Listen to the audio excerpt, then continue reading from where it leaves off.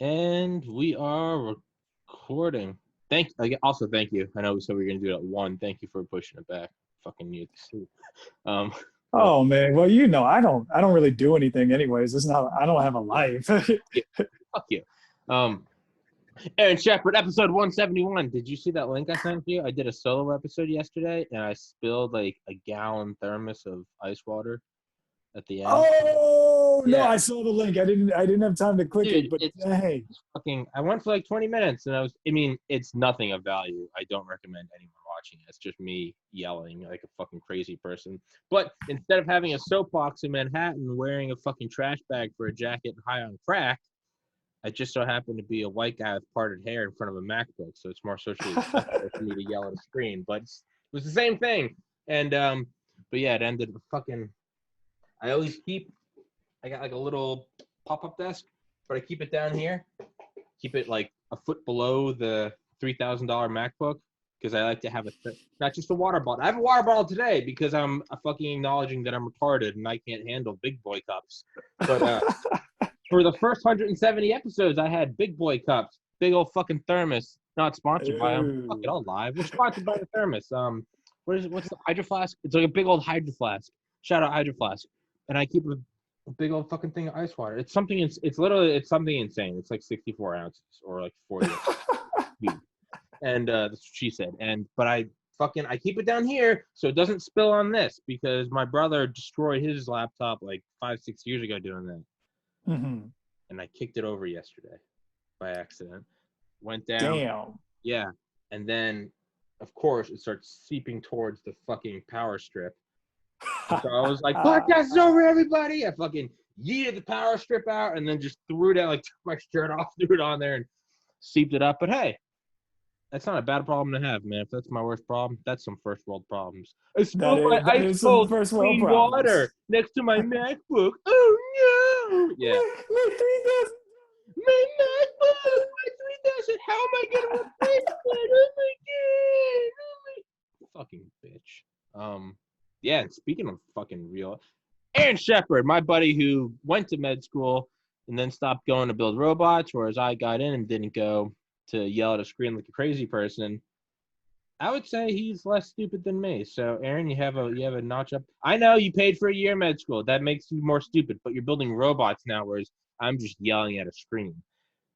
Yeah, but really, let's think about it. Yelling at a screen is something that we all do anyways. So if you get paid for that, that's like no extra effort, bro. I don't get paid for it. So, I mean, but you will eventually. Like, come on. eventually, but right now I'm just yelling at a screen for nothing. Yeah, but everybody's gonna start somewhere. You know, LeBron was shooting baskets in a backyard for years. LeBron was a fucking all-star by the time he was 16. There was one point when he was like regular size. Yeah. No, I'm not taking away from him. That motherfucker worked harder than anyone. There's a reason you don't become the greatest by accident. No, that guy's a. No, not I remember. at all, man. I remember me and my friend Cal getting drunk our freshman year of college. So this was 2009. When did LeBron go pro? He went. It was like 05. Like, Yeah, I remember we were watching old videos of him. These were old videos then. But we were getting drunk and watching. What was his school? St. Mary's? yeah, actually, no, he was pro like 03, dude. Because yeah, what were his high school videos? What was his school? St. Mary's. It was in no, or was it Notre Dame? No, it was St. Mary's. It looked like Notre Dame jerseys. Yeah. He was fucking throwing down tomahawks from the free throw line. Jesus, man, his balls had dropped like 4 years prior, and he's dunking them. But yeah, what a baller. But so I posted that video of you in the magnet, right? And I posted it on a bunch of subreddits. There's like shitty fucking like just I fucking hate them like next fucking level and be amazed. But they have big audience. But I also posted it to like Cybernetics, Cyborgs, Neuralink. Just that clip too. Just that like not the whole podcast. And a lot of people were just kind of shitting on it. They're like, some people just didn't believe it. Like, that's a magnet that's on a timer, like, blah, blah, blah, blah, blah. No, it's not on a timer. I was like, whatever. Well, those are stupid people that you're not going to convince. And the only thing harder than them is me thinking I'm going to convince them. So those are just The only thing dumber than a dog is someone convincing that they're going to teach a dog to be smart, right? It's the only thing dumber than the only thing dumber than China loaning the U.S.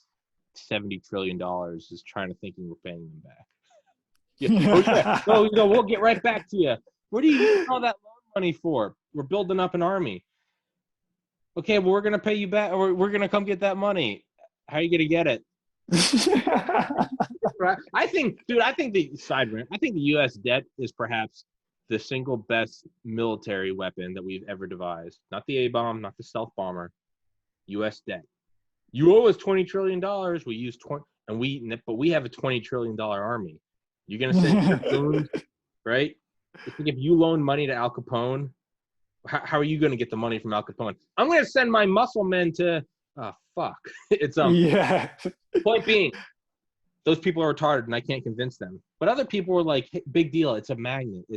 But I was thinking like, it's not that. What? Sure, you're picking up. What was it, like a washer, a BB, whatever? It's like a little washer. Yeah. Yeah. It doesn't matter. I was like, it's how it's being picked up. Like, right. Not the first email, but one of the first emails sent between two like ARPANET networks in nuclear bunkers in the 50s. I was listening to it the other day on the book Dawn of the Code War. It's a great book. But they were like, some of the original messages were like, they were like on the phone, and they'd be going, L, I sent an L. Did you get an L? Pause. I got an L. And it was like, good job, everybody. And if you had showed that to anyone then, if you could post it to a Reddit then, it would have been like, oh, cool, you sent an L? I can send a telegram. I can send, I can write a letter on the right. Yeah. But it's how it was sent. What did Alexander Graham Bell say? Like, come over here? Nothing important. Sure, nothing important. What did the Wright brothers do? They traveled 120 feet. You can travel 120 feet in a lot of ways. You can travel 120 feet in a lot of ways. But it's how it was done. So exactly. That's what I was thinking. Yeah. Yeah, it's like it's the equivalent of when you're learning how to code. Like the first thing you always type is "Hello World," and no, that is not the most significant program you will ever write in your life. But it's the start. Yeah. And like you said, it's the method and the process. And there are always going to be skeptics, especially on Reddit. Like, I'm sorry, Reddit's a whole bunch of angry ass dudes. Bunch of fucking retards, dude. Yeah. You don't need to be politically correct. They're retarded. Yeah, they're a bunch of angry ass dudes sitting in their mama's basements, But you're not going to convince them as much as the reason why I put it out there is to send out, like, basically it's the equivalent of Hello World. It is like, this technology does exist and it is closer to your backyard. Like, it's closer to you than you think. I mean, did you see the announcement yesterday that Elon Musk did with the Neuralink where they had it inside the pig? No, I saw like a post or a title or something. And it was like the last thing I saw, and I just saw it passing scroll. It said Elon Musk said the brain will. No, maybe it was Lex Friedman, that podcast. I think he said, I saw some. No, I didn't see what you're talking about. He said the brain will adapt to Neuralink in some like counter evolution. No, I didn't see what you're talking about. Sorry for that word vomit. Yeah, no worries, man. But yeah, and it's all like, okay, so you're looking at the pig's brain, but you think about what the technology implies. So with the Neuralink, you have successfully implanted this in. Now, is it going to stay long term? Like, there are a whole bunch of questions that you have to ask and answer downstream of that. But it's the first step. It is like the Wright brothers 120 foot flight. And technology, especially in this age, like, think about it. So it took 60 years from the Wright brothers to fucking Neil Armstrong on the moon. Yeah. Like, that aviation, like, you people don't realize, like, props came out like maybe 10, 20 years later. Jets came, 20 years later. And then, by 1940, we're breaking the sound barrier. Yeah. By 1960, we're putting stuff in space. By, 59. Yeah. And even before that, I mean, you think about like the X-15. I mean, somebody took a rocket and put it on a plane, and now we're going Mach 7. Like, and got dropped off of a B-52. Yeah, exactly. So I mean, it's all like, the first iteration of something is never going to be impressive, but it's what the technology implies. Yes. Einstein, when he figured out E equals MC squared, you're like, oh, okay, cool, whatever. But then that's what the A bomb is built off of. And you're like, oh, fuck, that means something. Oh yeah. Oh fuck. It's yeah. So same thing. Like, and again, like the video that I posted with the telekinetic thing, it's, first of all, it's not on a timer. Like, that's why I showed the headset. So for anybody that, I said it was telepathic, so I got a bunch of fucking basement galaxy brain dwellers. Oh. It's not telepathic, it's telekinetic, you fucking piece of shit. It's like, oh god, like we get the fucking point. Yeah. Sorry, all right, Jesus. But so when I showed the telepathic levitation, like, no, it is not impressive. It is a washer, but it's what the technology implies. Like, now who's to say I don't have a strong enough magnet and I can't link it and pick something up from across the room, or like car. Yeah, like, and the same with the Neuralink. So yeah, you're looking at a pig's brain now, like you can just see its brain waves. But I think in the article that I read, Elon talked about, well, maybe one day you can call your Tesla just by thinking, which, woo, brave new world. We are going into a brave new world, man. We are. And and again, there are a lot of questions that need to be answered, a lot of ethical concerns, because okay, if I have a computer in my brain, what's to stop basement nerd script kiddie from hacking my brain and making me hallucinate crazy thoughts, or jumping the building, or Manchurian exactly candidate. Exactly. It's we are marching into a new. I don't think there's any stopping it. I don't think there's any avoiding it. It's no, you're not going to avoid it. The only way to ensure that it's not pure dystopia is to lead it. You're not, it's like, we didn't want to build the hydrogen bomb. A ton of the scientists from Los Alamos. Well, the original ones on the Manhattan Project didn't want to do it. A lot of them actually signed a thing saying they didn't want to do it. And one of the guys went to Truman and told him about it, and he was like, and remember, Truman is the one that gave the orders to drop the A-bomb. So he was saying, I think he was saying something like, you have to understand these are not weapons of war. These are weapons of extermination. And like, yes, they ended the war, but like, these are not cannons, right? And they're explaining the size of it and the insanity of it, thousands of times larger. And but finally Truman asked, can the Soviets do it? And they said yes, in a matter of time they will do it.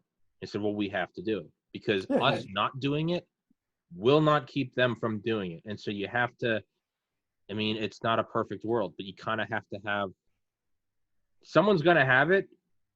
I would rather have us have it, right?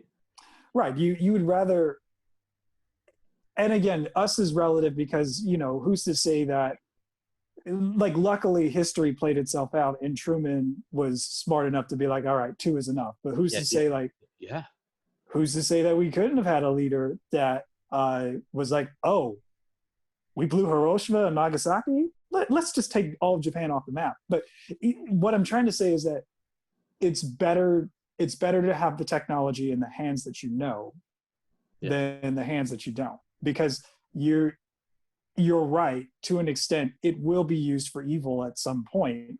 All major technology is. That's it will be weaponized at some point. All technology is.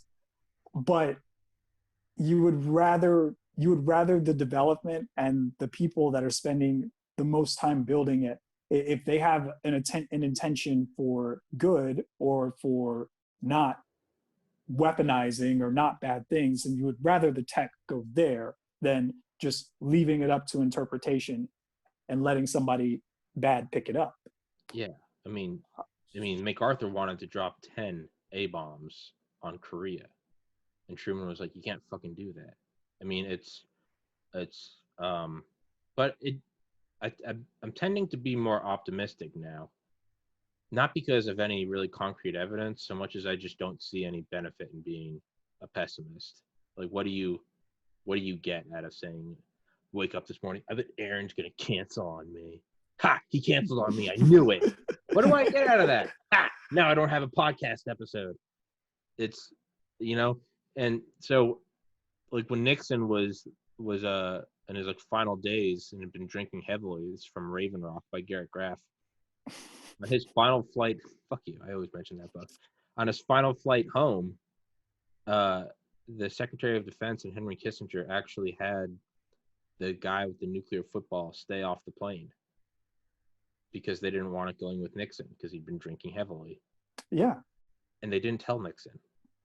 So Nixon thought so I say that to say, I tend to hope that, who's that famous Soviet submariner that like avoided World War III during the Cuban Missile Crisis? Oh yeah. I don't know the story, but it was something like they were supposed to fire, but he said no. He's like, no, I don't think this is.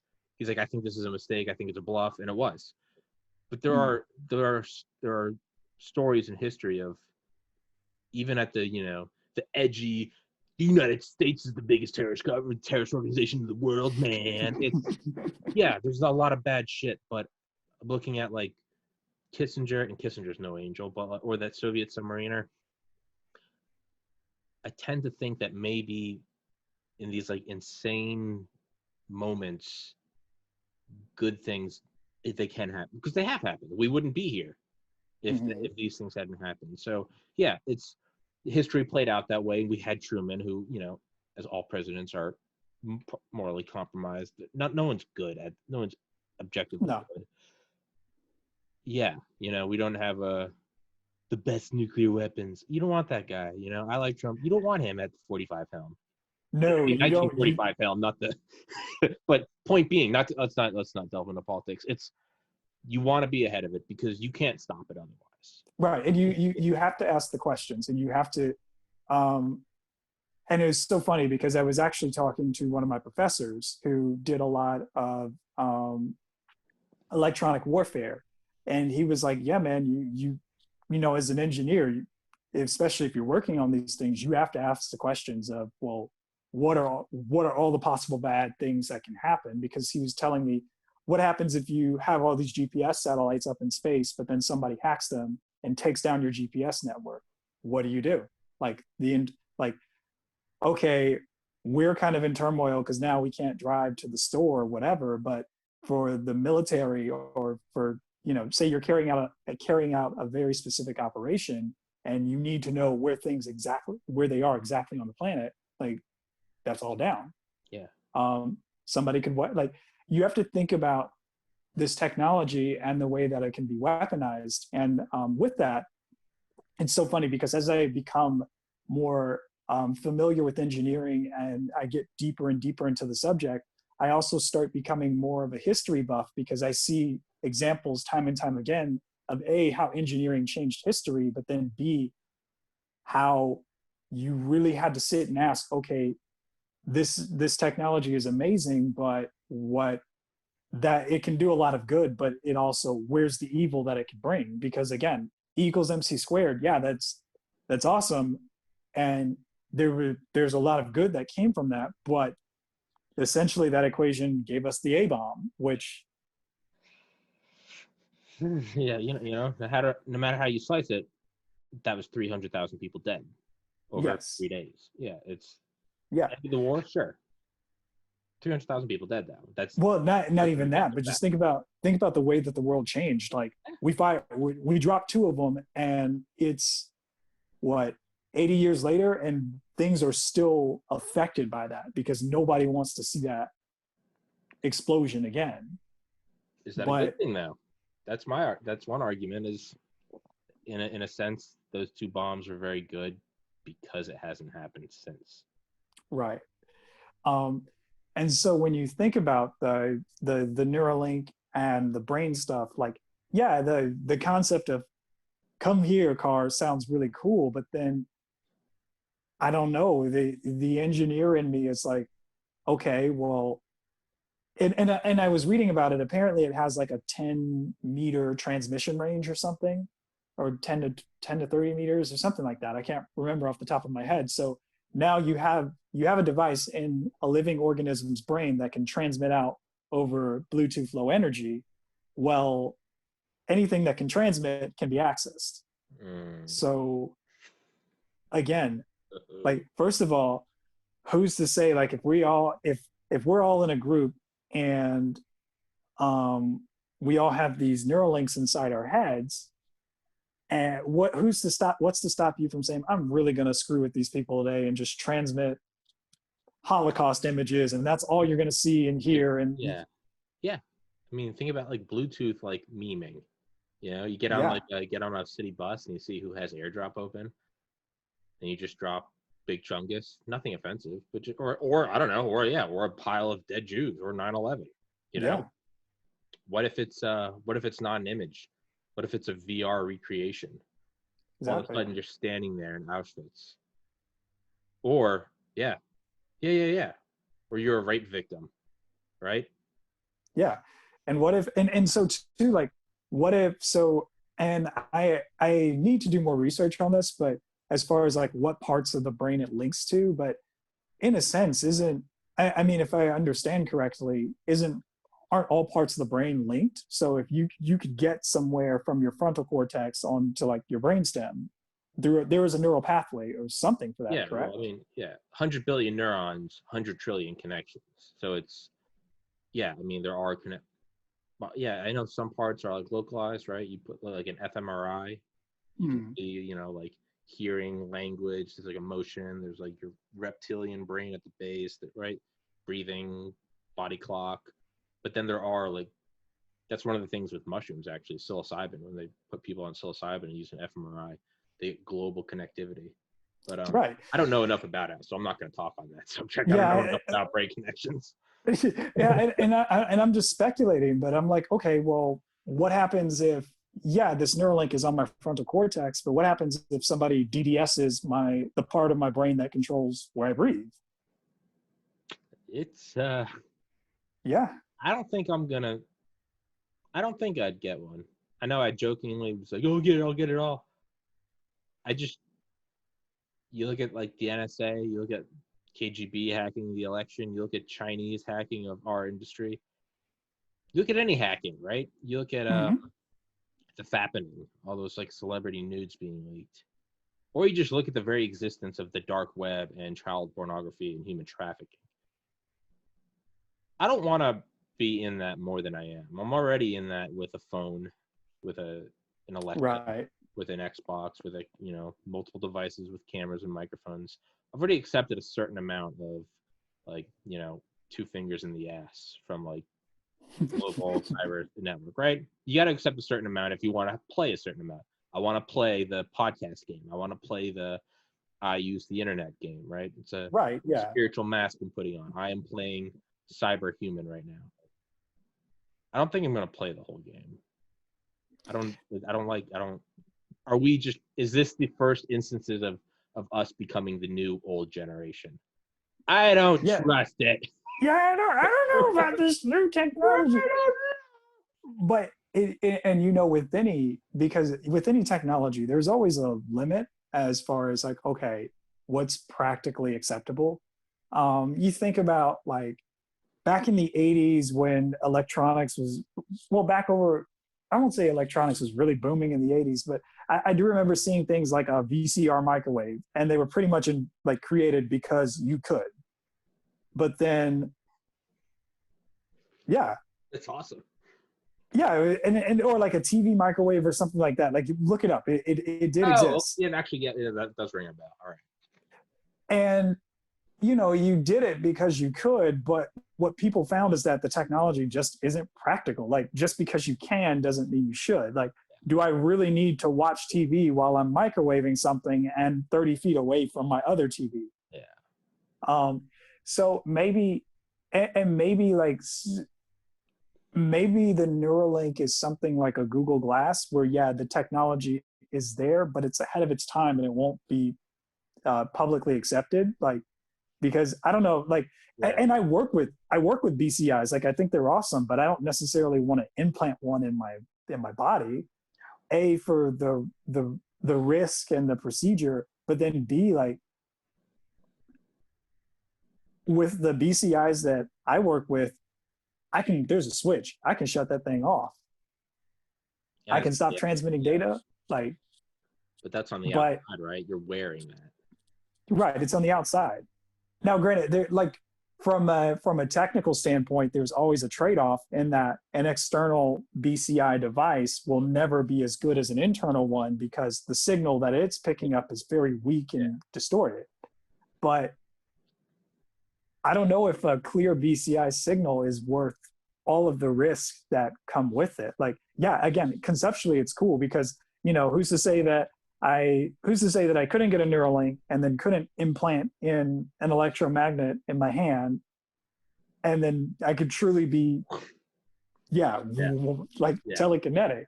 But at the same time, like, yo, is that worth it? Who's hacking? Yeah, it's. Well, I was gonna say it's like with phones, right? Well, like a common thing that like we always found Al Qaeda members doing was, well, one, right, you just turn off. First thing they did is hide their phone, and then they got better. Snowden did this when he was in Hong Kong, put his phone in the refrigerator, sealed it off. The next thing was turn it off, but then they started to find that like the NSA was figuring out how to turn the phone back on external, right? So then it became take the battery pack out, which is actually proven to be pretty. It kind of seems like a wall, but I imagine somewhere down the line we're gonna find out in some book in like 2050 about how back in 2020. Because I mean, right? We talked about this last time. There are like right now, I'm charging by wire, but there are just chargers where you can just drop it on there, right? Yep. Okay, well, that is still a distance. It's not physically plugged in. So back to the Wright brothers, that is at a distance. That is the first step. Not a lot. You got to be basically touching it, but it's at a distance. Well, the next thing I've just been thinking is like they're going to take batteries out. You know, somewhere in the NSA, they figured out how to beam a charge to it, right? Probably for spec ops teams too. You can't have their GPS dying. You can hit them with some power. Point being is, so if that's possible, even with like a BCI that you can flip on and off, the reason why I clarify that it's on the outside is you can physically take it off because you can turn it off all day. Phone's off, right? I can turn my phone on airplane mode. If someone really wants to listen, if a state actor really wants to listen, they're gonna listen.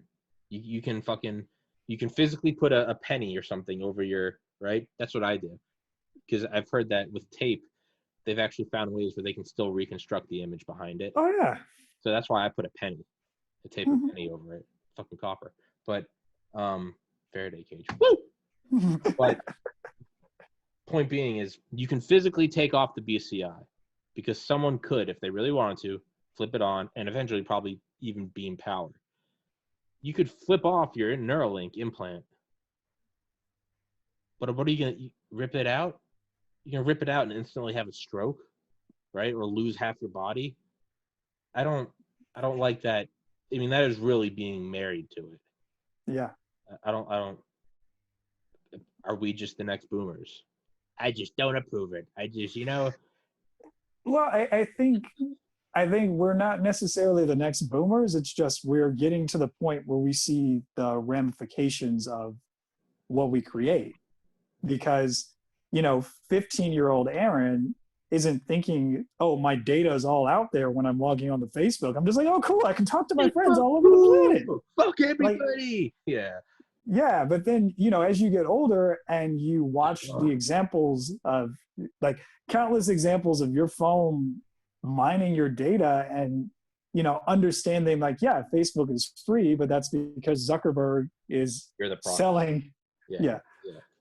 He's selling you to all the advertisers. So now that we're old enough, we see the other side of the equation. And I think, again, with any technology, especially being in our generation where technology has grown so rapidly, we can't help but we're on the edge of new technology. So like when you're talking about artificial intelligence, when you're talking about Neuralink, quantum computing, like all these things, it's like, wait a minute, we saw what happened with Google. Like, yeah, it's awesome. I can search everything, but now people can predict just about what I'm going to do based off of what I put into my phone. So what's the equivalent with the AI or the Neuralink or the what other quantum computing, things like that?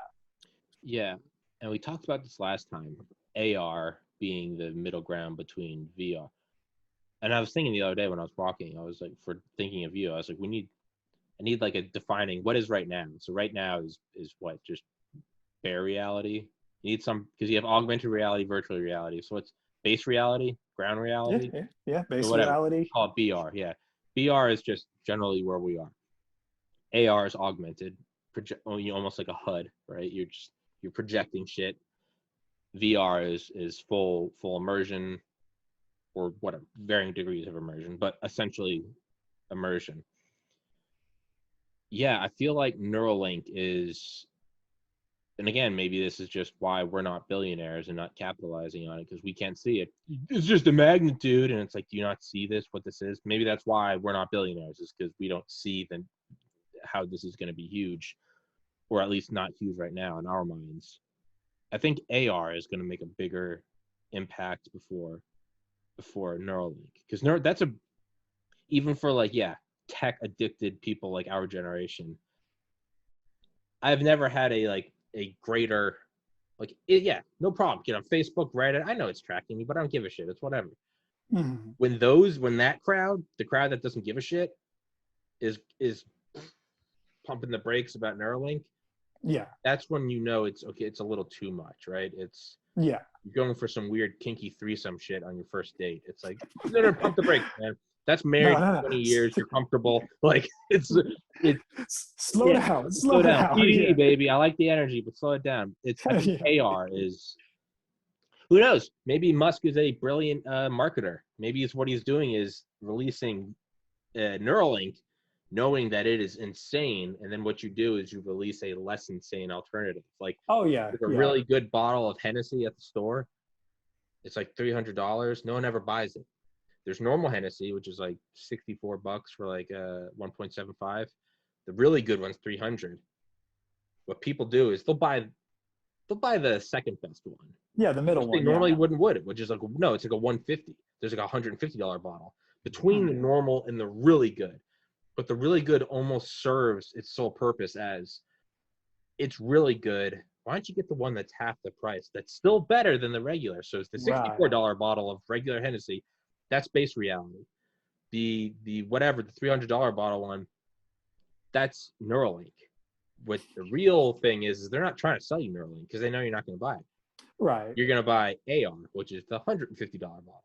Because if you just had AR, they'd go, that's 150, fuck them. But when it's in relation to 300, you go, well, 150 is only double the normal, but it's half the, okay, yeah, we'll get the, I don't know, maybe he's a brilliant marketer. What do you Yeah. think? Am I just looking too into it? No, I think there's some validity, and honestly, I kind of want to be opportunistic with this because now with Neuralink starting to make splashes, I can push Cogito, and it's like, Absolutely. well, you can still get all your brain stuff, but there's nothing implanted in you. You can take it off. So Ooh, so you could be that second bottle of Henny. I think like when you said that, like I really think Ah, that we have some. okay. I think that that's going to really help create the market for what we do. And so, but no, what you said makes perfect sense. Like that's, and Elon's done this before. Like think about the Boring Company, like with the flamethrowers and stuff. Like that was just a big PR stunt to get him attention for something with Tesla or something with SpaceX, but or to bring value to whatever he does. So that way, when like Yeah. he's selling the flamethrowers, knowing it's ridiculous, but it's also It's like, creating a buzz, it's which street cred yeah, with our generation, right? He sells flamethrowers. right, He went on Joe Rogan and smoked. He didn't need to go on Rogan for the popularity. He's Elon Musk. no, He smoked pot. Dude, that just won over 100 million people that are yes, like, you see Bezos and it's just like, sure, he's the richest man in the world, but he just looks like another, right? He's yeah, just another stiff old white ass, guy. yeah, Whatever. stiff ass dude, yeah, Bill Gates part two, whatever. But you see Elon Musk, it's that was street cred. And yeah, people that didn't like that, they don't see the value. That was invaluable street cred, right? Same with throwing the metal balls at the Cybertruck. Everyone's like, dude, the window's broke. Elon's stupid. You know what? No, you dipshit. He got 400,000 pre-orders in 2 days without spending $1 on yep, marketing. yep. What better Now, way? Yeah. and that's one thing about Elon that makes him kind of ahead of the other tech billionaires that we know, is he understands marketing, and he understands, like, he has created a cult following. Like, Yes. there is and this is actually a well-known phenomenon in like science Twitter and all that, but if a journalist says anything negative about Elon, they're going to get ripped to shreds. Like Really?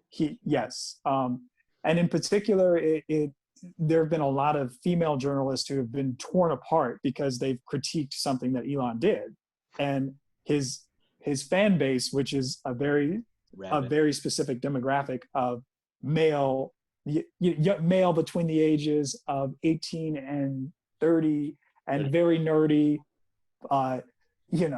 very, it's almost like a Reddit part 2, but they but they get, yeah, it's like, how dare you say anything about Elon? Yeah, it's But and that's his value. That's why, because I mean, I remember for a while, Tesla and SpaceX both had no inherent value as companies, but he had brand loyalty, so that created the value for his ventures over time. Yeah. There's, I guess, I don't know if I'm not old enough. When did Steve Jobs die? Gosh, it has been a while, hasn't it? Yeah, I feel like it's been longer than I think it is. I want to say like 2012 or 13. Yeah, I think 2012. Hold on, let me. Really? Yeah, look it up, please. Oh, let's see. Is my internet working? Yeah, it's he had a cult following, but even like I was aware of that in like middle school and high school. The cult, like because there's a cult of Mac. I don't think it's as rabid as when Steve Jobs was around. I don't know. Maybe it still is. I don't know why I'm trying to speak on that subject. I don't really know shit about it. I don't know where I'm going. I was just gonna say the importance of like cult followings. Right, but generating Bill that Gates cult. doesn't have a cult Yeah. No, Bill Gates is where he is because he made something that everybody needs. Yeah. And what he made became the standard, and he kind of monopolized the market. But yeah, Bezos, I mean, Amazon. You don't need to like Bezos. Bezos is like, you don't need to make memes about me. You don't need to be cult followers. There doesn't need to be edgy, SpaceX master race where it's just a bunch of pro Elon memes.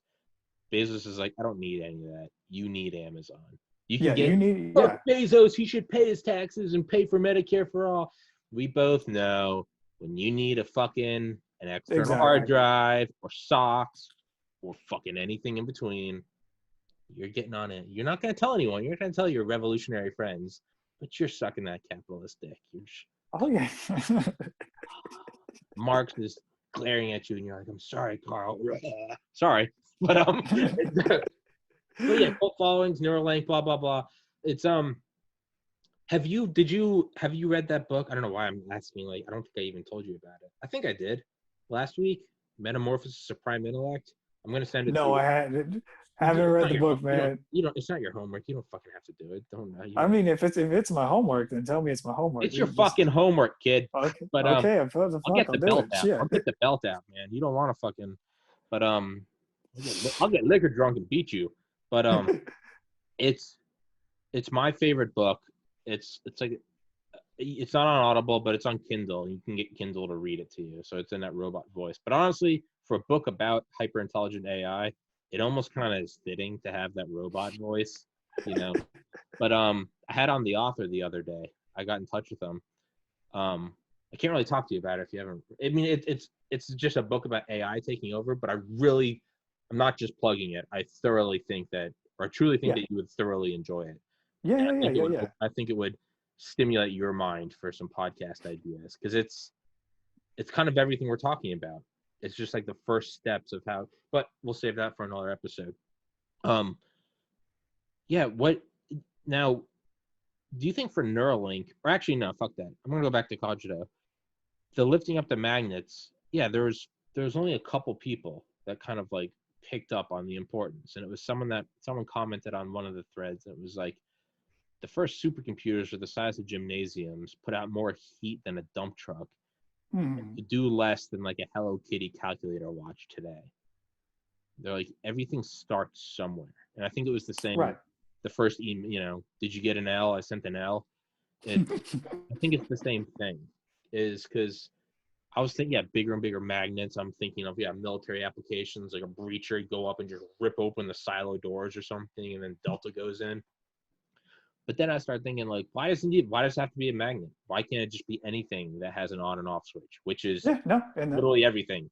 TV, electromagnetics, fucking satellites, IR, anything. But then I had on, I don't know how to say his last name, Sebastian Gallegos, Gallegos, a couple episodes ago. It's the young man who lost his arm in the War on Terror, and he has a prosthetic limb. Yeah. You told me about him. And he was, how much work he has to put into it, which is just insane. Because he was like, when you see a hand, he's like, a prosthetic hand, it only weighs as much as a hand, and you still have your whole arm to lift that hand. It was like the equation, it changes kind of not linearly.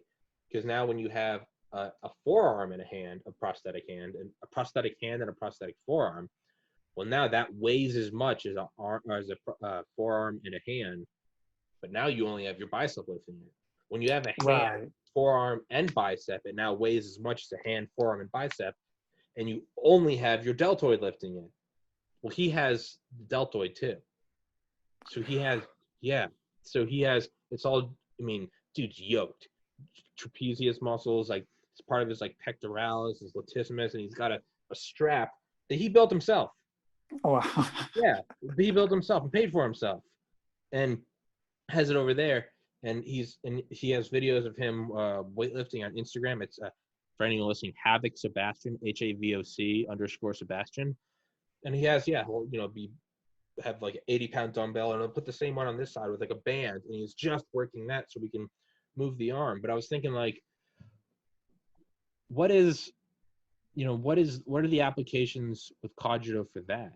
Like, is there anything? Because I'm looking at someone like him that is in, when I talk to him and I text him, I send him some dank memes, but like he more often than not has to reply in just voice messages, just because even then he doesn't have the dexterity of the hand. So it's, Sebastian, what's going on? And you just get like a 2-second voice message back, like, yo, dog, what's up? And it's even that. I look at how much, like, even that is just, it's such an inhibiting thing. I mean, like, not thinking twice about texting you, what's up, bitch? We doing it? Like, send me the email, ho. Like, but imagine if I'm not even limited to that. It's so, not to, like, put that burden on you. Like, all right, Aaron, how are you gonna fix this guy? Like, right? Yeah, no. I think I love talking possibilities, and I love, especially with the technology, you can do a couple of different things. One thing that we've experimented with is, so the headsets that we currently have are relatively cheap, and so they tend to only pick up 2 types of brain patterns. But what we found is that they also can detect when you blink. So we can use blink, like, for example, with a robot, we could map one direction to how you focus, the other direction to how you relax, and then we can have blink, like, toggle between X and Y. So, forwards and backwards versus turn left, turn right. But I mean, you can do a bunch of things. You can get a better BCI, and some BCIs that I've worked with are capable of distinguishing like 6 or 7 particular thought patterns. So you can link those 6 or 7 particular thought patterns to actions along the arm. You can combine it with some sort of AR system where you look and say, okay, well, I want to control my hand. And then you start thinking about what parts you want to control. And then when you're done with that, you look to your arm and say, okay, well, I want to move it this way. Like, I think that there are a bunch of possibilities. Honestly, for somebody like Sebastian, it's not just the hands, it's the hand, the forearm, everything from the deltoid on down. Maybe it's a combined system that allows you to integrate, like, that allows you to select what you want to move and then move it. Yeah. I wonder if you could, because he seems to have the arm down pat. I imagine the hand is where it gets difficult, because like he'll always do videos on Instagram where it's like his left arm, and then he'll kind of turn to the right, and he can do like the with his arm. Right. It seems to be that he said like that is hard, but he said like generally like that he can do. I wonder if you could do something with it. It's just like you put all like the power of like whatever Kajiro could do would be like in the hands. Like don't he like because he seems like he has like the general X-Y axis. He said like Z axis can't really do, but I wonder if you could just do something so where the hand was super like dexterous. Right, where you link, honestly, like you take the hand and you get a better BCI headset. You link like different things to the hand or like to each finger, and then maybe to rotating the hand. Yeah. And now you have a better remote control of the hand. Yeah. And because a lot of the applications that I've seen with the BCI and robotic hands is generally open close. Mm-hmm. So that's cool for, again, general things, but what if you want to do this? Or what if I want to give somebody the finger? Yeah. So I think, I definitely think you just map different responses of the hand to different ways that you can think. Mm-hmm. I know with the emotive Epic headsets that they're about maybe 300 to 500. You can sit there and literally train it to pick up 5 distinct thoughts. And it's like it'll tell you like, okay, well, think one thing and think it repeatedly, and what it's going to look for is like a repeat in the signal that your brain puts out, and then it'll map that repeat to say like, this is custom thought 1. Yeah. Because I've experimented with those in the past, and they're really cool. So that's how I know about them. But what I'm thinking is like, okay, well, maybe he thinks sunshine to move the thumb, and I'm hungry to move this. Yeah. So maybe not. Yeah, it's kind of that's crazy thinking about. But yeah, I was thinking like, what if like why limit ourselves to like an arm? Like I think we talked about this. We're like robots. We're like robots don't need to look like humans. They can if that's the best spot, but it's like other worlds. If you're going on like a tunnel, I think it's like Michio Kaku had like a chapter on this in his book, The Future of Humanity. Because like if you have like a rocky world full of like porous tunnels, because like, you're probably gonna want like a spider type thing. Right. Yeah. He's like some places you don't want to walk on like the acid ground, so you're probably gonna have like a bird or a worm, whatever it is, right? Yeah. Because for climbing and shit, you're probably gonna want like a monkey type human thing, right? Because that's the best thing. But I was thinking like, I was gonna say I've seen a gecko that did some really cool climbing things out of JPL. Jesus. And they recreated what they did is they recreated the Van der Waals forces that you see on a gecko's. And they had it like climbing big rocks in 0G. It was really cool. Have you ever played Black Ops 2? Yes. The beginning of that, like the first mission. I haven't played it in a couple of years, but where they're like, you know what I'm talking about? They have the gloves. Yeah, and they have it. Do you think that shit exists right now, like Delta Force or DevGru, SEAL Team 6? Do you think they've got some scale? I wouldn't be surprised. Because they have to scale a whole bunch of crap. They probably do. Why waste time and you leave a signature if you have like a grappling hook? You leave waste behind. That's a lot of noise. Imagine if they could all just approach a building and they just start crawling over it like fucking ants. You just see these black. I don't know, man. But what do you? A little off top, not really off topic. We can do whatever the fuck we want. Have you watched the new Black Ops trailer? Black Ops 4? I saw something on Reddit where it's like, dude, oh my god, fucking boner. It's yes, because that's what made Black Ops 1 in particular is a game that is like historic. It's like damn, because you're in history. You're Castro, like and like I'm sitting here like I would play a mission in Black Ops and then go read about like the Bay Yeah, of Pigs yeah, yeah, invasion. yeah. Yeah, two has like flashbacks, Right. like Noriega and Panama, which Hmm. is weird because in Black Ops 2 you do Operation Acid Gambit, which is Panama, and you do like breaching and shit, and it's really weird because I've had on Dale Comstock, who was the breacher in Operation Acid Gambit. Oh So wow. it's weird that I've had on the Black Ops guys. And Yeah. not only that, I can never say it when they're on because you're legally not allowed to. But he was in Delta Force, and then he went on to the Special Activities Division, which recruits from Delta Force and SEAL Team 6. And they are the only military unit that is not under the Department of Defense. If you go through Army, Rangers, Green Berets, Delta Force, you're still Army. SEAL Team 6, you're still Hmm. Navy. Those are all under Title 10, which is the legal, I guess, guidelines for the Department of Defense.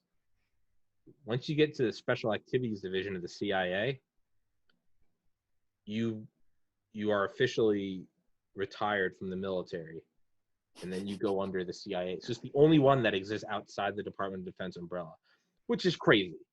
They have literally a different set of laws because it's like, hey, we're not going to exactly be doing kosher stuff, but Yeah. I think I saw one thing. It was like, what do they do that's like, are they better than? It's like we can't get really better than Delta Force and SEAL Team 6, so it's like they're the same, just like tier 1 badasses. It's just all denied shit, and it's like it's more like Geneva suggestions. Woo! But I was gonna say in Black Ops, the numbers Mason, Alex Mason, the character you are in Black Ops 1. If you ever pay attention to the stuff on the left side of the screen when the mission's starting before it starts getting blotted out, it Yep. always says CIA Special Activities Division. Yep. That's what Dale was in. But yeah, Oh man. yeah. But in the second one, it even begins the first level. You're in like Afghanistan during the Soviet occupation, and it says on the left side Special Activities Division, and it gets blotted out. That guy exists. It's Dale. But with 2, I mean, I get where they're trying to go with it, but there's a lot of like futuristic shit. But I can never get as excited about futuristic. It's No, like, it's just that's what made it like, and again, that's where the disconnect happened with 2 for yeah. me was because there was Panama, then you were in Afghanistan. And it was like 25 in your Right. But for one, it was just incredible because even though it's fictional, like it's happening. You go into the Pentagon when you get picked up by McNamara in the limo. Yeah, and it's so easy to connect with that story because those were real people. Like, no, it really didn't happen like that, but yeah, the CIA attempted to assassinate Castro in a whole bunch of different ways. Yeah. Mr. Mason, I heard you are best. You will need to be like, fucking yeah. It's you're right. It gets so and like what is it, Nova 6? What's the chemical weapon there? Yeah. And all the scientists they have, they're naming all these German scientists from Operation Paperclip. Like it's all. Oh wow. It's all accurate. Yeah. Hey, hold on. Can I grab my charger because I'm at like 1%? Yeah. Aaron Shepard going to get his charger. Fucking just ruining my day. Coming in here, just big dick energy. Aaron's going to get. Hold on. Shit. You'll get your charger. Fucking bitch. Ruining my day. I love you, Aaron. This episode 171, available on BitChute, DTube, YouTube, Vimeo, Anchor, Spotify. There will be a link in the top comment if you want to go and buy some of my original artwork, all dank meme shit that you can get it on like phone cases and bags and underwear and socks and shit. All profits go to the podcast. The first purchase will be a better microphone. The next purchase after that will be a 4K webcam. Third purchase will be a computer. Fourth will be an apartment so I can work on this thing full time. But if you want to support the podcast, go to that link. You can buy some shit, or you go to Patreon, drop some shekels, or don't. I don't give a shit. It's still free regardless. Aaron Shepard, back in action. Big dick energy. Gotta plug it in. It's You're good, man. It's too big to fit in the hole. But Yeah. Yeah. But yeah. So, anyways, like we're talking about. And again, those are. So when I saw Cold War, I got excited. Keep it in the headphones. Can you not hear me? No, I can't. The headphones is better quality. Oh yeah, I can't charge. Oh no, you got the new iPhone. Oh no, it's fine. Doesn't fucking matter. It does not matter. It's Samsung, bro. Oh no, Google actually. Google fucking whatever. So sorry, what were you saying before I just rudely cut you off? Yeah. Hold on, I think I have a DC jack. You're fine. Hold on. Big dick energy. His name is Aaron Shepard. No, fuck. I don't have a DC jack. Well, okay, yeah. It's marginally different. Doesn't matter. Okay. So what are you saying about Black Ops? So with Black Ops, like, because Black Ops 1 was rooted in history, that's what made it so special. So I think with Cold War, it's going to be the same thing where, like... Not watched the trailer yet? I've seen stills. God damn it, Aaron. I know. I'm a busy fucking dude. Like... It's like a 3-minute trailer. Nah, whatever. But, yeah, dude, it's definitely hair-raising. And yeah, well, you can't really talk about it if you haven't seen it. So, god damn it. But whatever. Another episode, another time. Yeah, man. It's yeah, Black Ops, that was always something special about it. I remember watching the trailer for Black Ops when I was in college. And I just remember it was like history is written by the victors, and it's like, what's the real history? And I just remember that I was like, what is this? What Mason, the numbers. But yeah, that just seems so bad. The numbers, Mason.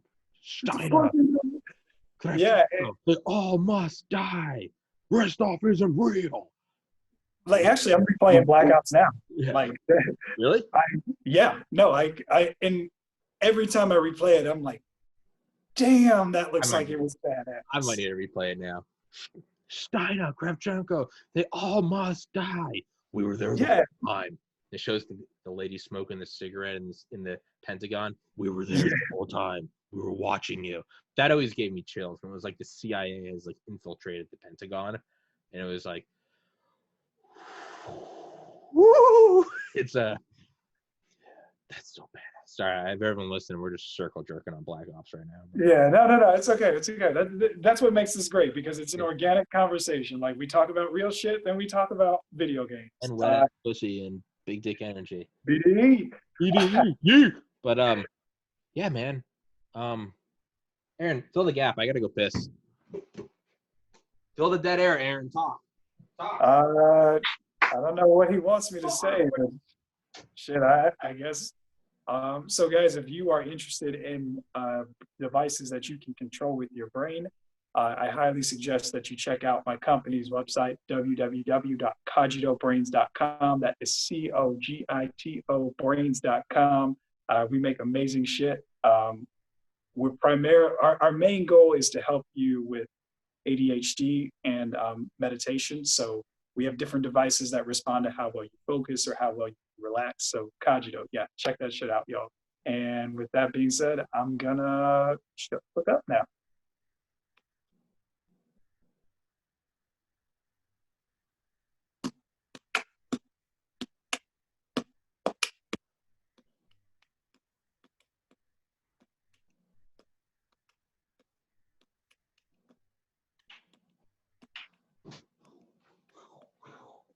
How are you talking?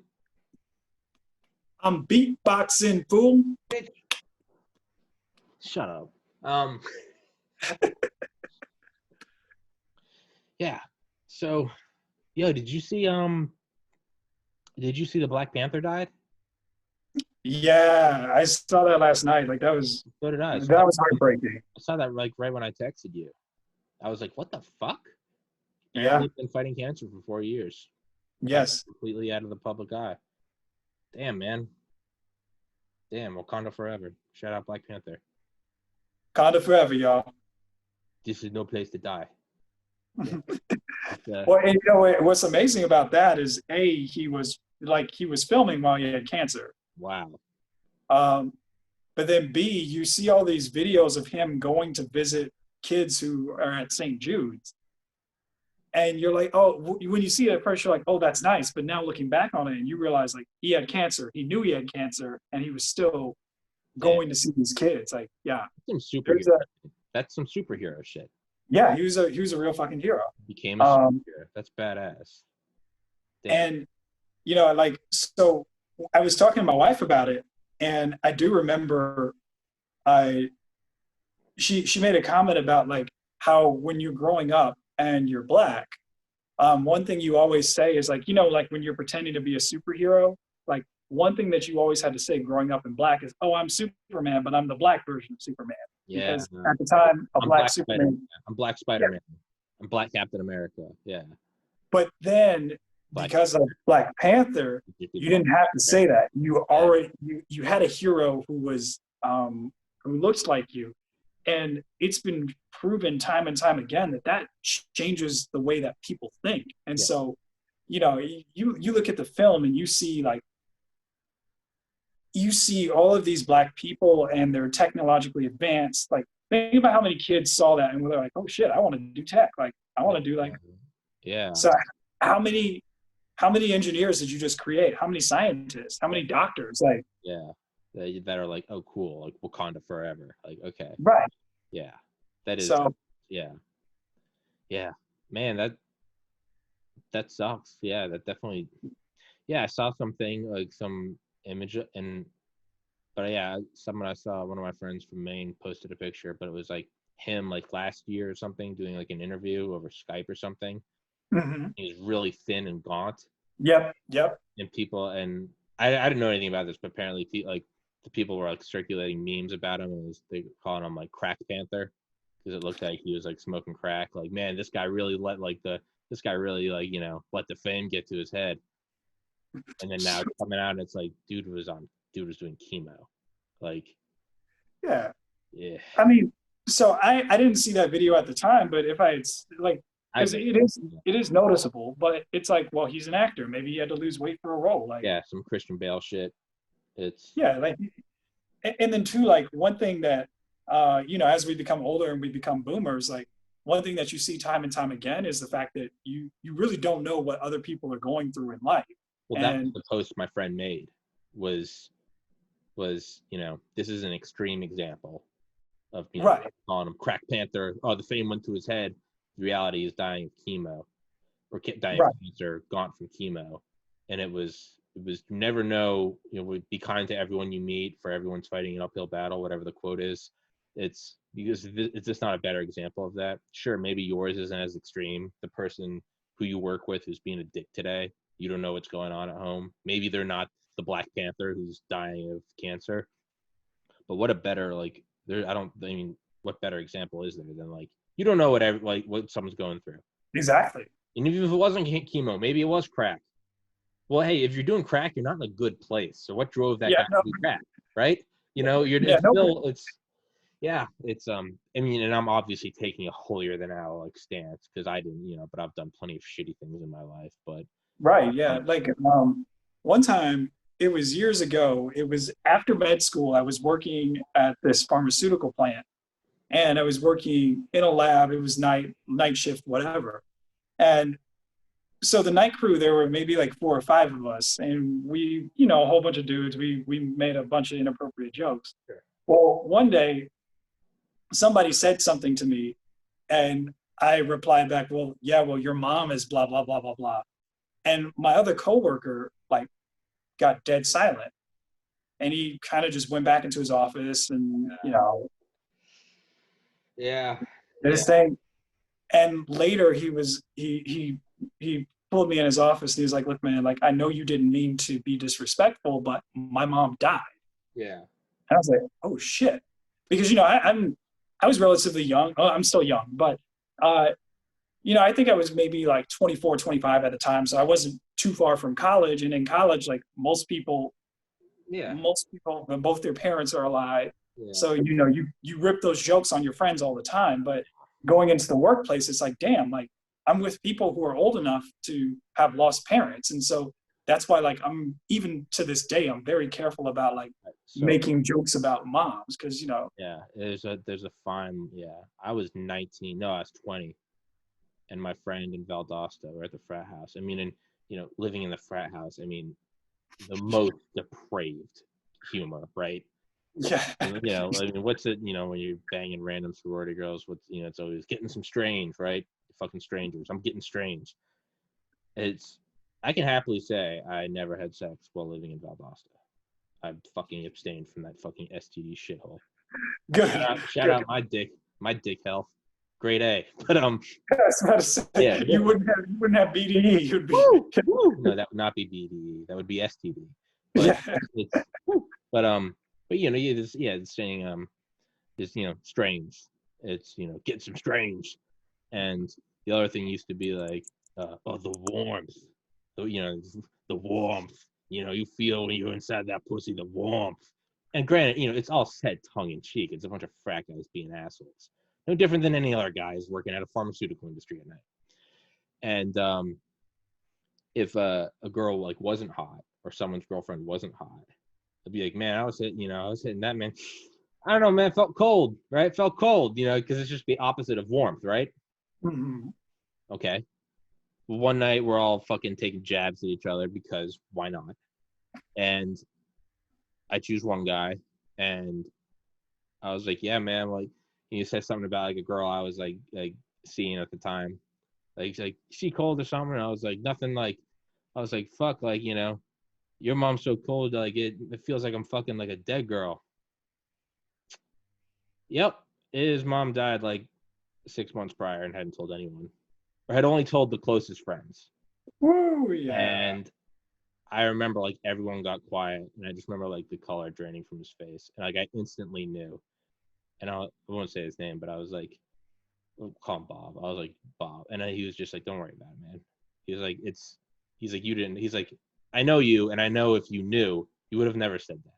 And if I thought you did say it and knew, he's like, I would have already killed you. He was like, don't worry. And I was like, dog. And like, but even though it was cool, and I'm still friends with him to this day, I'm not kidding you, dude. I wouldn't say, no, not, I think of my brother. I think of my brother every day. I think of my ex probably like once a week still. I hate to admit that, but I still do. I still think of that probably I'd say like more than once a month, but less than two, the average. Point being is like, I still remember that. And that was in 2009. Like there's certain things where it's like, you do got to be careful about what you say. But on the flip side, it's like, it also, you got to take into account, look at it from, and I don't mean to like, be some sociopath and not take responsibility. Look at it from like Aaron's standpoint, look at it from my standpoint. Like, none of it was said with hatred. It was said with, you're being one of the boys, right? Because what if you didn't come back with a comment? You would just be a pussy for not saying something, right? You don't got anything else, man. You're out of ammo, right? So you come back, and yeah, I mean, it's like guys at work still sometimes make every day at work. It's just like, fuck you, you're worthless, you piece. You're just really getting each other's face. I'm like, you piece of shit. It's always dark shit. Like, I'm gonna lock you in the freezer. Just fucking die, or like dark shit. Take the mask off. Get some COVID, fucker. No one will miss you, right? It's just who can get darker at each other.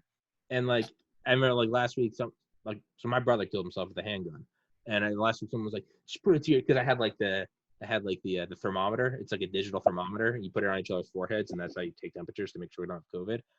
Yep. I remember like at one point I like put it to my head to take temperature like that. It's just like, pull the trigger, faggot. He was like, no one will miss you. No one will miss you. And even in that just like millisecond, I was just like, I'm just thinking about my brother. And like, I mean, you don't commit suicide if you're in a good place mentally. And like, despite the fact that we literally have his tattoo, have his initials on my shoulder. Jesus, I'm old. That just hurt. But yeah, that really fucking hurt. But I was thinking, like, man, like, even though like I miss him and think of him every day, I mean, in a suicidal state of mind, thinking no one will miss me. This is for the better. I'm a burden. And even just in that like millisecond of do it, pull the trigger, no one will miss you. It's just like, But like, I knew he didn't know. And like, I can't hold it against him because Right. 2 seconds prior, I was just telling him, I'm going to lock you in the freezer and kill you. No one will miss you. Right. So that was just a rebuttal right away. Right. There was Yeah. that was just a rebuttal. It was nothing else. So it's, I guess, I don't know, two sides of the coin. I look at it from like when I said that to my friend Bob in Valdosta, but then I look at my friend Bob here at the liquor store saying it to me. I see how much I regretted it, but I didn't know. He doesn't know. He doesn't know anything about it. And if he did, he wouldn't say it, right? It's Right. Yeah, man. Maybe that's where Neuralink comes in. Instead of Yeah. that whole Yeah. fucking spiel, maybe you could just connect and instantly have that whole conversation in a millisecond, but just in, not even with words, just you feel it all. Boom. Like you just, you know, like, hey, there's a line that's being crossed. Yeah. And not even, And you can be like, and I know you didn't know you were crossing a yeah, line. yeah, yeah. And It's that's, like, I'm not mad at you. It's, right. like, Right. It's just, you should know this about. yeah, yeah, Yeah. yeah. And you know, that kind of goes back to what we were talking about earlier, as far as we have to learn boundaries over time. And so, you know, and kind of like how we're joking with our friends and we don't know what we're saying actually is linked to a real hurtful event. Same thing with the technology where it's like, yeah, we're joking around. It's like, oh, look at me, I'm, calling my car with my brain, but then you don't know that, hey, like there's a serious boundary here that you're quickly approaching, and be careful as you approach it. So, and I think that, and What do you to mean? reference, What do you mean? What do you mean? I'm not following. like, so when we were talking about how we're becoming like boomers and we're saying, oh, I don't know about this technology and blah, blah, blah, it's because we've had enough life experiences where something seemed like innocent and playful, but then you realize like, no, there was a serious Yeah. Okay. story behind it.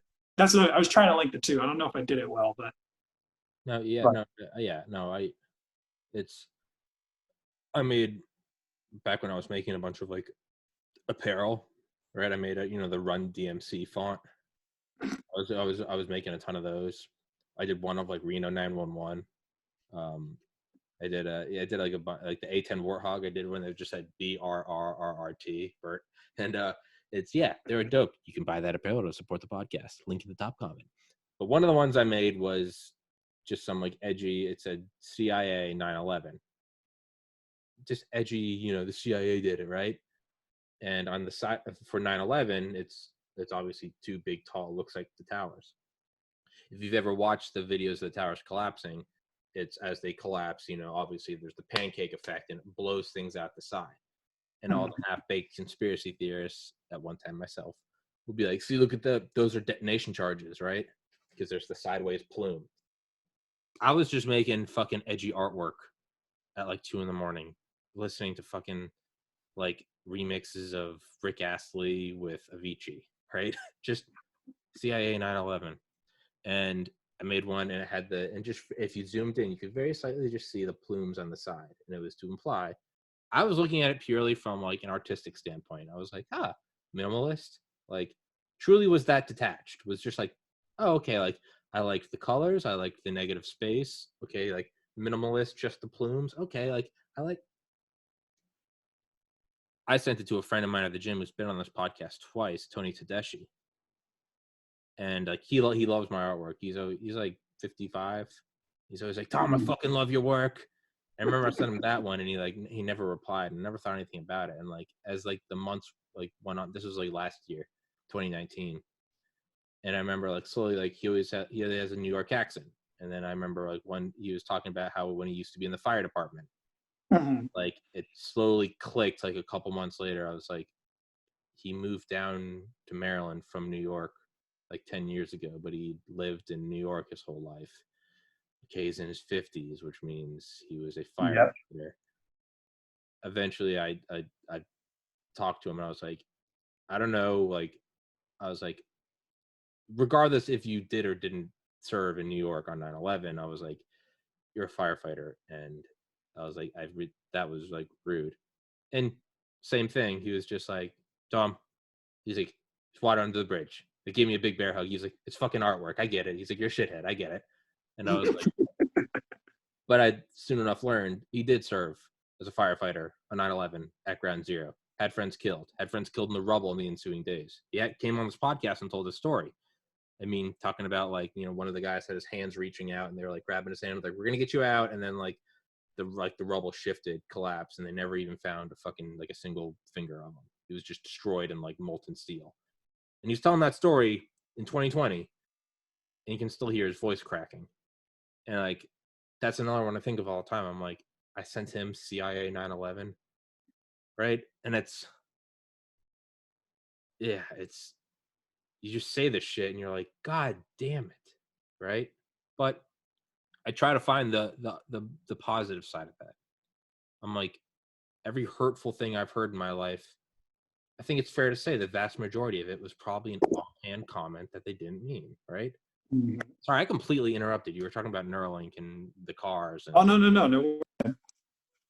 Yeah. No worries. Headphones are back in too, so. Fuck yeah. Yeah. I'll get on my phone. 3:35. I gotta wrap this up in like 5 minutes. Gotta head to work. Okay, yeah, I was about to say, let's do a bingo call in like 5. Yeah. Bingo, big dicks, big dick energy. Bingo, yeah. Yeah. Aaron, I hope you figured out you got to interrupt me back, man. You got to fight back on this podcast. You got to throw a bone. Oh man, well, naturally I'm a person who just really likes to listen, and then on top of that, like it's interesting. So I'm like, okay, yeah. Let me see. I'm trying to. As I interrupt you right now, Jesus.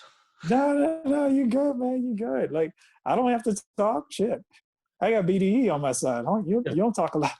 I don't need to talk, man. I fucking walk with a big stick. Dude. I've just been listening to episodes lately. Every once in a while, I hate listening to them because I hate fucking hearing myself. Yeah, me too. Just to get a little feedback because I have to. I get if the guest doesn't want to, they don't need to. But I'm trying to improve it constantly. Whether it's just audio quality or it's this little like flow of conversation. And sometimes I'll like get out of the shower and turn it off because I'm like, I interrupt so much. Oh no. People like yourself. Like it's one thing if it's me and my fucking like, you know, we're just talking about aliens and dicks, and then I'll have on an interesting person like yourself, and you're like, yeah, so at Cogito we're working on these neural implants, blah, blah, and I just yell for 30 minutes, and I'm like, shut up, just shut up, you fucking idiot. No, man, I enjoy the flow of the conversation. It's natural, like, and when interruptions not when you're not arguing are actually really good because it implies like excitement, like you're listening. It's like making your brain fire. Yeah. Now when you are arguing, interruptions is like it's annoying as hell. Yeah. But I interrupt a lot when I argue because I'm like, no, I gotta say what I want to say right now. You're gonna know how I feel. And that's but like for a natural conversation, like no, it's awesome. And honestly, like watching the way things flow, because it's like, yeah, you talk about the little, me in the garage lifting a washer, but then we go on this tangent about like, okay, Neuralink and what happens if, how can we transmit thoughts to prevent, people from accidentally insulting or saying hurtful things to one another. That is true. That is an organic flow if there ever is one. Yeah. That's why we do it, man. We're best in the business. Woo! But yeah, I was thinking like, because we were talking about Neuralink, and I realized I'd kind of run out of things to say about Black Ops and Neuralink. And sometimes I'll find that during a podcast where I'll try to like artificially keep a conversation keep going. Yeah. I realize I'm like, we burned up all the fuel, right? It's the fire. It burned out all the trees. There's no more fuel in that. And I like what arose naturally was like, what is his name? What's Black Panther's name? Chadwick Boseman. What a fucking epic name too. Oh yeah, he grew up like I live in the same county that he grew up in. Oh yeah. Yeah, like. Hell yeah! Shout out Chadwick Boseman. Yeah, but for that one hurt, and on top of that, like I know, in particular, Black people were hurting because we lost Kobe Bryant earlier this year. Then there's the pandemic. Then there's all the shit going on with like the police brutality. So it's been a rough year for everybody. But for those who are listening, like understand it has been an extra rough year for your Black friends. Hey, well, it's kind of like, what's the saying? or what's the quote? The Buddhist quote. When you're ready, the guru appears. When you're truly ready, the guru disappears. You know, how can we lose such an important Black figure during a time of such social unrest? You're leveling up. Yeah. Now the captain is going, now you're leading, right? Yeah. I try to look at it. I'm like, shit's getting weirder. Shit's getting weirder. I have a job. I'm doing online classes and I'm doing a podcast and there's riots and there's a pandemic. There's two ways to go. Do you curl up into a ball or do you get that big dick energy and you're like, fuck it, now we're rolling, whatever. Yeah. I'm replaying the game, but I'm playing it on veteran. You're like, fuck Exactly. it. Like, let's go. Less ammo count, no aim assist, fucking no health packs, no armor, no map and radar. But that's the way to go. There's two ways to go. You quit the game. I can only play it on easy or on scout or whatever. Oh, that's LDE right there. Yeah, we that's low dick energy. Yeah. No, we want VDE, man. Yeah. Or you replay it on veteran, and you're like, okay. The first couple minutes are hard because you start playing, you get shot in the head. You're like, fuck. You know? Yeah, right. You stay on fire longer. The grenades don't go as far. You're like, fuck. Yeah. But then what do? You just, you know, the video game me when I'm just playing relaxed versus me relaxed versus me like game. It's, you know, you sit in the front and you're like, all right, fucker, let's do this, right? Yeah. That's like that's what 2020 is right now. Yeah, I'm one of those people where like I get on the fucking floor and I'm like, Yeah. And I'm like, yeah. I push everything aside. I get really close to the screen. I'm like, all right, fucker, how you want to do? But that's what. Or if I'm really hype, I'll like stand up and I'll be pacing as I play. Like, come on. Get fucked, right? But yeah, that's what 2020 is. 2020 is we've been leaning back and playing for a while. Now it's getting hard. Are you gonna do this? That's what you can do. You can fucking curl into a ball and die, or you can fucking all right. You sit up. That's what 2020 is. You're sitting up with you're going from controller on your sternum, controller near your dick. All right. This is what it is. There's two ways to go. But that's what I was gonna say is Chadwick Boseman. Yeah, and I remember thinking, I was like, I'm just gonna bring up Chadwick Boseman, and I thought like, but what do I have to talk about that with? But on like this podcast, and you always illuminate it when you come on, is like the flow of things, and it always helps remind me to like let go and go with the flow of things. And I was just like, in my mind, and this does happen, I do think nonstop while I'm talking. I was like, I have nothing else to say about Black Ops, but I want to keep talking about shit. I don't want to end the podcast yet. I want to talk about Chadwick Boseman. This all happens in like a millisecond. I'm like, I want to talk about Chadwick Boseman, but I don't have anything other to say than, wow, I can't believe he died. And you always remind me of just like the flow. So I was like, I'm just going to say, whatever. Did you hear about Black Panther? That just stemmed into like a beautiful 30 minutes of talking about like the benefits of Neuralink and you know, of understanding where others are coming from and how we're all assholes. So thank you, Aaron, for always reminding me to just, it really is like trust, because there's no planning it. You just gotta, don't try to force it. We're talking about Black Ops. No, talk about it until there's nothing more to talk about. And then just exactly. So thank you, Aaron.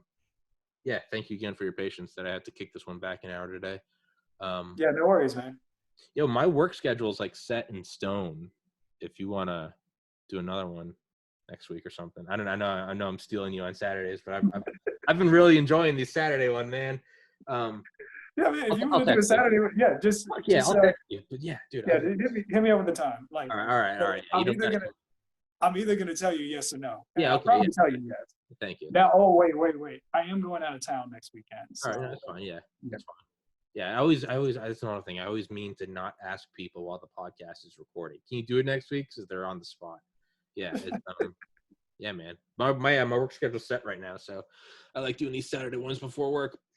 Aaron Shepard, Coach of No Brains, Big Take Energy 2020. Stay safe. Rest in peace, Black Panther, Chadwick Boseman. 2020. You can sit up and play, or you can throw your controller like a bitch. BDE versus LDE. What do we choose, Aaron? BDE or LDE? Oh, man, why are you even asking that question? It's BDE all day. There's my brother, Aaron Shepard. I love you, buddy. Stay safe. And do you love me, Aaron? Of course. Say it. Say My it. wife is in the other room, though. Say it. I I love love you you. too. Yay! All right, my man. Yeah, bro. I got to go to work, so normally I process it and then upload it, but that takes like Yeah. an hour. I don't even have time, so it's not going to start uploading till tonight, so it's probably not going to be up till tomorrow. No worries, man. Take your time. Yeah, I really like the last one we did, so I'm gonna chop it up and start bumping it on my network. Yeah. If you have like a file sharing service or something, I can upload like the HD video or something if you want. If you want just the whole file. Cool. Yeah. You just want to screen record. That's probably lower memory. Whatever you want, let me know. I have the files and shit. I have SD, Okay. Cool. audio, all that shit. Yeah. Well, take your ass to work, dog. Like, don't fuck around and get fired. Woo! I gotta go. Yeah, no, hey, I gotta go like right now. All right, man. All right, man. Take care, bro. Peace.